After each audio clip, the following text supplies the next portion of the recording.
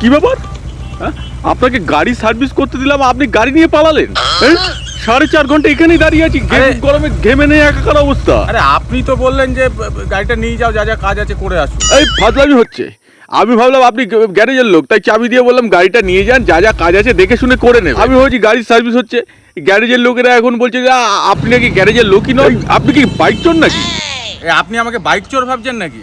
হ্যাঁ, আপনি আমাকে বললেন যে গাড়িটা নিয়ে যাও, যা যা কাজ আছে দেখে শুনে করে নিও। তা আমি গেলাম, বউকে নিয়ে গেলাম, একটু শ্বশুর বাড়িতে ছেড়ে এলাম, ছেলেকে আঁকতে দিয়ে আসলাম, তারপরে সাঁতার শিখিয়ে নিয়ে ফিরে আসছি।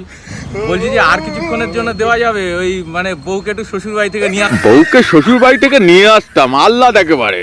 নেমে আসুন, নেমে এসো, তুমি নেমে এসো ভাই, নামো নামো, সময় দিন না, নামো নামো, নেমে এসো। এটা কেমন ধরনের ভদ্রতা হলো?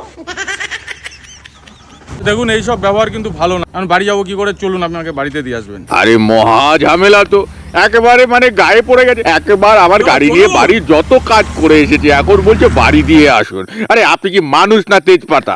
আর দরকার নেই তুমি কোত্থেকে এসে হাজির হয়ে গেছে। ও হো রে বাবা, একে মধ্যে বাড়ি দিয়েই আসতে হবে। আর কাঁঠালের আটার মতো আটকে গেছে আমার সাথে।